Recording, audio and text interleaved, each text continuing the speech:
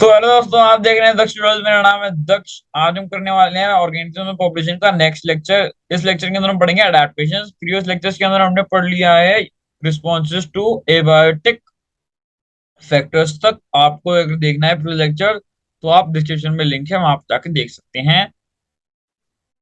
इसके अंदर हम पढ़ेंगे आज के लेक्चर में पढ़ेंगे अडेप्टेशन। तो चलिए शुरू करते हैं।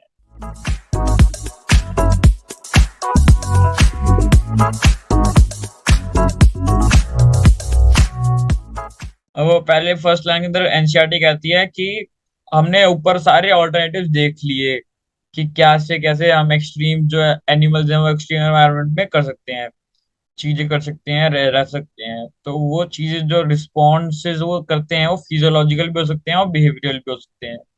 तो उन्होंने इस रिस्पॉन्सेज को अडेप्टेशन कह दिया। ये देखिए यहाँ लिखा हुआ है, certain physiological adjustments, while others do so behaviorally, migrating temporarily to a less stressful habitat. These responses are also actually their adaptations. ठीक है, उनको ही adaptations भी बोला गया है। नेक्स्ट लाइन में लिखा है, so we can say that adaptation is any attribute or property of the organism morphologically, physiologically, behaviorally that enables the organism to survive and reproduce in its habitat. ठीक है, उन्होंने क्या बोला?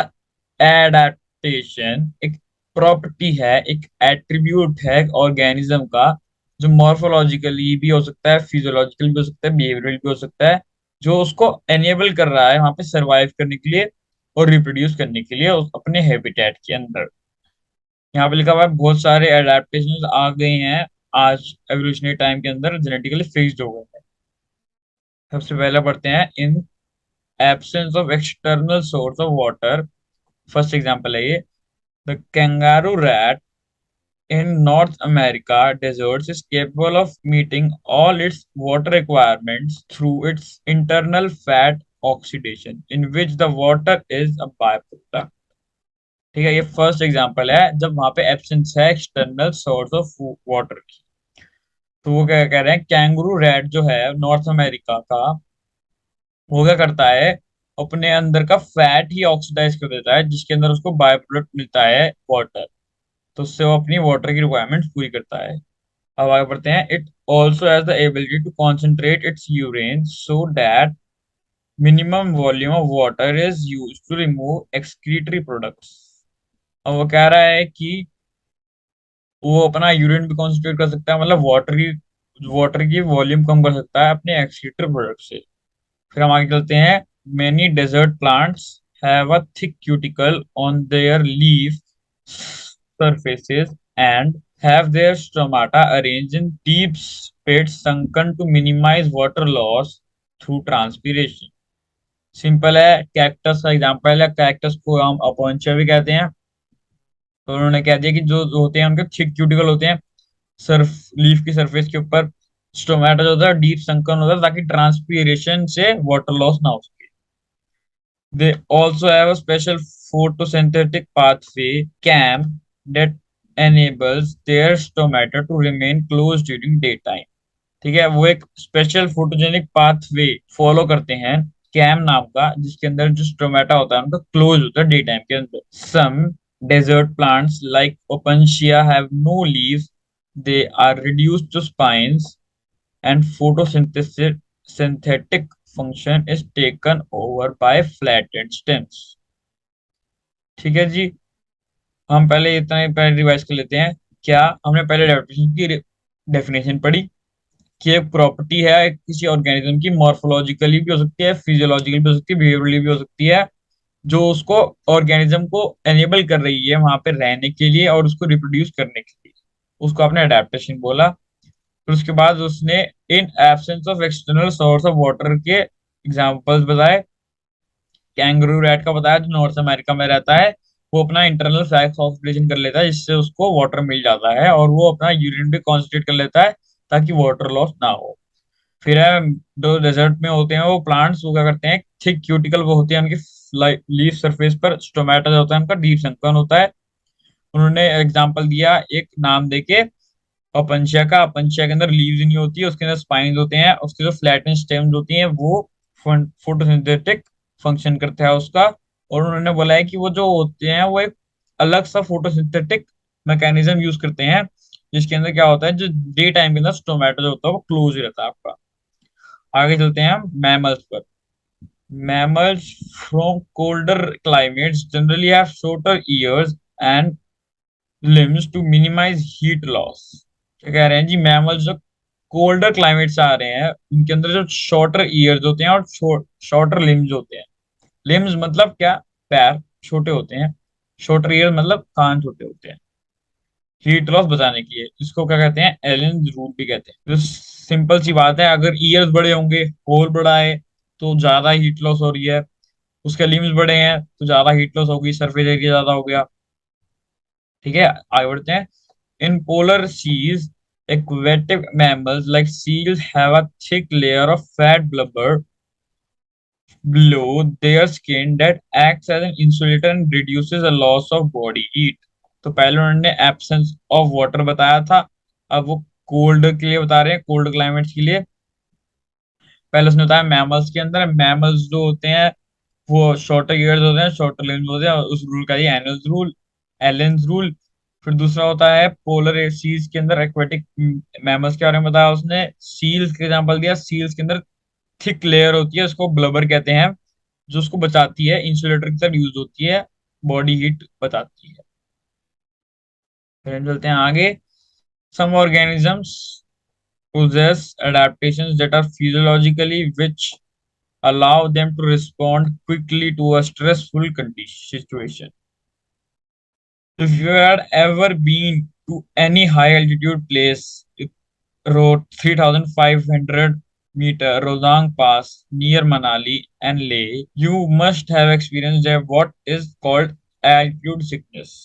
क्या कह रहे हैं जी, जो ऑर्गेनिज्म होते हैं वो एक सिंपल प्रोसेस एडेप्टेशन भी होता है उनके पास, जो फिजियोलॉजिकल होता है, जो उनको रिस्पॉन्ड करता है क्विकली स्ट्रेसफुल सिचुएशन के अंदर। उसका एग्जांपल उसने दिया है, अगर आप कभी रोजांग पास गए हो, जो मोर देन 3,500 मीटर ऊपर है, नियर मनाली, तो आपने एल्टीट्यूड सिकनेस तो बिल्कुल वो फेस करी होगी, जिसके अंदर नोजिया हो जाता है, फेटीग हो जाता है, हार्ट palpitations आते हैं।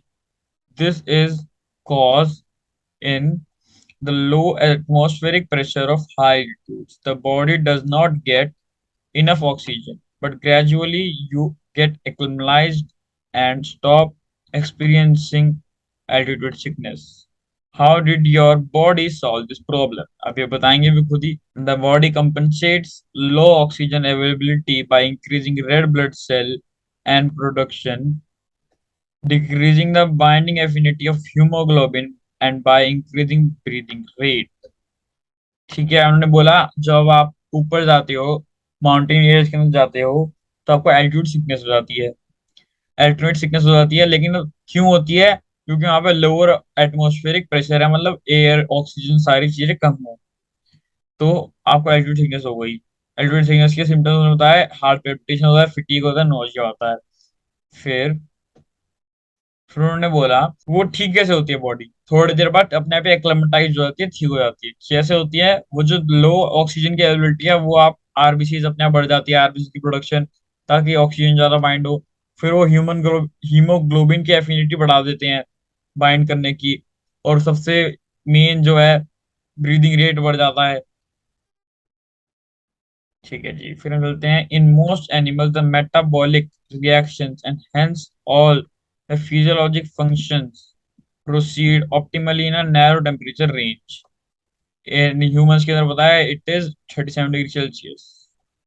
अब कह रहे हैं कि मोस्ट एनिमल्स जो है उनके मेटाबॉलिक जो रिएक्शन होते हैं वो एक पर्टिकुलर टेम्परेचर के पास ही आसपास चल रहे होते हैं, जैसे हमारे ह्यूमंस का 37 degree Celsius. But there are microbes like archaebacteria that flourish in hot springs and deep sea hydrothermal vents where temperature are far exceeds 100 degree Celsius। How it is possible? क्योंकि अब वो रह सकते हैं, उनके जो वॉल्स हैं वो ऐसी बनी हुई है, जो उनके जो बायोकेमिकल रिएक्शन हो रहे हैं वो 100 डिग्री सेल्सियस के बाद भी हो सकते हैं। जो एंजाइम्स होते हैं वो डिग्रेड नहीं हो पाते 100 डिग्री के बाद भी, तो इसलिए आर्के बैक्टीरिया जैसे माइक्रोब्स वहां पे ग्रो कर पाते हैं। अब आते हैं हम नेक्स्ट पे, many fish thrive in Antarctic waters where the temperature is always below zero. How do they manage their body fluids from freezing?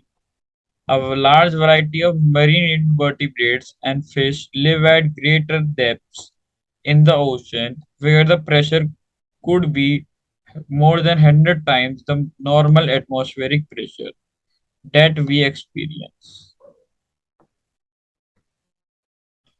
ठीक है, अब ये बताएंगे कैसे कैसे रहते हैं। उन्होंने क्या बोला, जो बहुत सारी फिशेज हैं वो एंटार्क्टिक वाटर्स के अंदर भी आती है, जहाँ पे बिलो 0 डिग्री टेम्परेचर रहता है। फिर उन्होंने बोला जो मरीन जो वाटर इंटरवर्टिब्रेट्स होते हैं उनके अंदर वो बहुत डीप में रहते हैं, जहाँ पे more than 100 times normal atmospheric pressure से ज्यादा प्रेशर होता है। तो वो यहाँ पे रह कैसे पा रहे हैं, अब एनसीईआरटी आगे बताएगी। Organisms living in such extreme environment show a fascinating array of biochemical adaptations। तो उन्होंने वही एडेप्टेशन कर रखे हैं, उनके बायोकेमिकल रिएक्शन जो वैसे हो रखे हैं, एंजाइम उनके वैसे हो रखे हैं, वो डिग्रेड नहीं हो पाते, उस समय भी वो काम कर सकते हैं, उन्हें टेम्परेचर पे भी उतने प्रेशर पे भी वो काम कर लेते हैं। यहाँ बता रहा है सम ऑर्गेनिजम्स, अब बिहेवियरल का एग्जांपल दे दिया है, कोप करने के लिए वेरिएशन के अंदर अपनी जिंदगी जीने के लिए। First example, desert lizard lack physiological ability that mammals have to deal with high temperatures of their habitat, but manage to keep their body temperature fairly constant by behavioral means। क्या बोल रहे हैं, जो डेजर्ट लिजर्ड्स होते हैं उनके अंदर physiological ability तो नहीं होती मैमल्स की तरह कि वो अपने हाई टेम्परेचर को मेंटेन कर सके अपने हाइट के अंदर। तो वो क्या करती है, बिहेवियरल मीन्स से अपना टेम्परेचर मेंटेन करती है। कैसे करती है, क्या बिहेवियरल एक्टिविटी होती है उसकी, they bask in the sun and absorb the heat when their body temperature drops below the comfort zone but move into shade when the ambient temperature starts increasing. ठीक है, क्या कह रहे हैं जी, क्यों बास करती है, मतलब जब जब बाहर निकल जाती है, जब सन निकल रहा होता है वहां पे हीट अब्जॉर्ब कर लेती है अपनी बॉडी के अंदर, और जब उसका टेम्परेचर कंफर्ट जोन से नीचे आने जाता है तो वो शेड करने चली जाती है, जब एम्बिएंट टेम्परेचर इंक्रीज हो जाता है। ठीक है, और उसने बोला जो थोड़ी जो स्पीशीज हैं वो अपने आप को बरो भी कर लेती हैं, some species are capable of burrowing into the soil to hide and escape from above ground heat। मैं आपको एक बार समराइज कर देता हूँ खत्म करने से पहले वीडियो। पहले हमने पढ़ा था एडेप्टेशन की डेफिनेशन, कोई भी प्रॉपर्टी एट्रीब्यूट जो आपको सरवाइव करा रहा है, रिप्रोड्यूस करवा रहा है किसी ऑर्गेनिज्म को, उसको एडेप्टेशन कहते हैं। फिर उसने एग्जांपल देने शुरू करे, जब एब्सेंस है एक्सटर्नल सोर्स ऑफ वाटर की तो उसने एग्जांपल दिया कैंगरू रैट का। फिर उसने डेजर्ट प्लांट्स का एक एग्जांपल दिया, थिक क्यूटिकल होते हैं लीफ सरफेस पे। फिर स्टोमेटा डिसंकन होता है और थोड़ा नया उनका फोटोसिंथेटिक पाथवे होता है जिसके अंदर रात को ही वो स्टोमेटा खुलते हैं, दिन में नहीं खुलते। फिर अपंचा का एग्जांपल दिया था उसने। ठीक है, फिर वो आया मैं वो कोल्ड एरियाज के अडेप्टेशन पे। मैमल्स का उसने बताया कि मैमल्स के अंदर शॉर्टर आइज होते हैं, लिम्स होते हैं, हीट लॉस को मिनिमाइज करने के लिए। ये रूल है एलेंस रूल। फिर उसने एक्वेटिक मैमल्स का बताया कि उनके अंदर ब्लबर होता है, वो इंसुलेटर की तरह यूज करता है, हीट लॉस बचाता है। फिर आए वो फिजियोलॉजिकल डेवलपमेंट पे, उसने एग्जांपल दिया हमारा ही, जैसे हम अगर ऊपर जा रहे हैं, हाई एल्टीट्यूड्स पे जा रहे हैं तो हमें हार्ट पल्पिटेशन, हमें नोजिया हो गया, एल्टीट्यूड सिकनेस हो जाती है, तो वो एक्लेमेटाइज हो जाते हैं अपने आप ही, अपनी बॉडी हमारे एक्लेमेटाइज कर लेती है आरबीसी बढ़ा के, हीमोग्लोबिन की एफिनिटी बढ़ा के। फिर हम आते हैं, उन्होंने थोड़ा हार्श कंडीशन बताया, जैसे आर की बैक्टीरिया का एग्जाम्पल बताया उन्होंने, 100 डिग्री सेल्सियस पे भी आ जाता है। फिर उन्होंने बताया कि जो 0 डिग्री सेल्सियस पे अंटार्कटिक पे रह रहे हैं, मोर देन 100 डिग्री टाइम्स जो नॉर्मल एटमॉस्फेरिक प्रेशर पे रह रहे हैं, तो उन्होंने बताया इनके बारे में। उन्होंने बताया कि इनका बायोकेमिकल एडेप्टेशन ले रखी है इन्होंने, सही उन्होंने सब चीजें कर रखी हैं ताकि वो वहां पे सरवाइव कर सके। फिर उसने बिहेवियरल का एग्जांपल बताया लास्ट आके, डेजर्ट लिजर्ड का इंपॉर्टेंट है ये, कि वो फिजियोलॉजिकल एबिलिटी तो उसके पास होती नहीं है मैमल्स की तरह। तो वो क्या करती है, जब सन है तो ऑब्जॉर्ब कर लेती है हीट, जब कंफर्ट जोन से बाहर हो जाता है तो अपना शेड में ले आती है। थोड़ी जो स्पीशीज होती है उसके अंदर वो बरो भी कर जाती है ग्राउंड लेवल हीट से बचने के लिए। ठीक है जी, तो आज का इतना ही है वीडियो। Thanks for watching.